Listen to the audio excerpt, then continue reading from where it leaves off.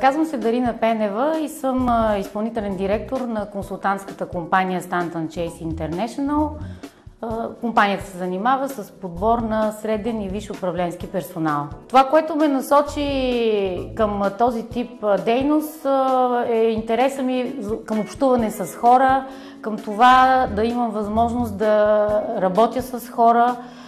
Това се случи доста отдавна, въпреки всичко бих казала, че в началото малко случайно започна моя път в тази професия, но така и до ден днешен съм много щастлива, че имам възможността да работя подобна дейност. Всичко започна преди 16 години, когато, отговаряйки на една обява без ясни дефиниции, че става въпрос за консултантска дейност, попаднах в компания, международна такава, която се занимава с подбор на персонал.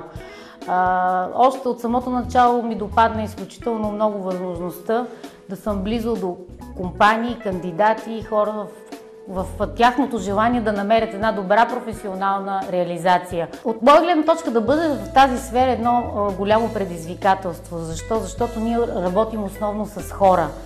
Когато става въпрос за подбор и за консултантска дейност, ние сме хората, които помагат на индивиди, на личности да намират своето професионално развитие, да постигат целите си в чисто професионален аспект. Това е много интересно и в същото време е голяма отговорност за нас, тъй като в нашия бизнес е много важно, когато всички страни във всяка една кампания по подбор са удовлетворени в края и последващите години на развитие.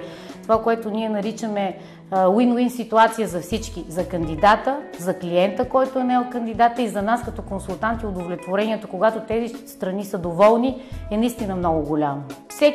Всеки ден при нас е различен, макар че привидно изглежда, че правим едно и също, тъй като това, което наистина прави един консултант в областта на човешки ресурси, конкретно в подбор, е да партнира на компаниите, да идентифицират точните хора с потенциал за конкретни позиции. Как протича един процес? Започваме от там, че с клиента изясняваме много точно и много прецизно каква е неговата бизнес нужда, защо има нуждата да наеме конкретен човек с конкретен опит, с конкретни знания, какви цели той би поставил на успешния кандидат, как си представи успешния кандидат за конкретната позиция. Работата на консултанта е чрез въпроси да изясни казуса, нуждата и бъдещите потребности на клиента, така че максимално прецизно след това да успее да идентифицира потенциални кандидати с правилните качества, с опита, който ще е ценен, с потенциала да се развие в организацията на клиента. Образованието, което имам, е магистърска степен по биотехнологии, завършено в Софийски технологически университет, и магистърска програма по бизнес администрация, отново Български университет.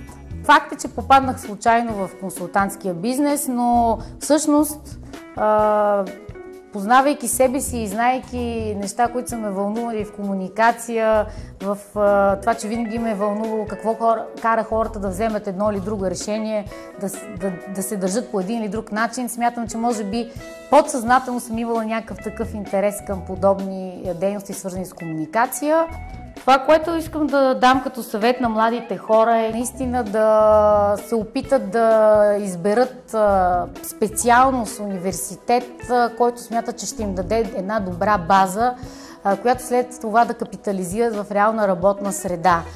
Със сигурност трябва да са активни, със сигурност трябва да са инициативни, трябва да търсят контакт с бизнеса, в смисъл да са отворени към не само академичната страна на образованието, но и да търсят чисто практически възможности, стажове, да не пропускат такива възможности, да дават повече от това, което се изисква от тях, да са организирани и да планират също работата си. Успехът е предизвикателство, успехът е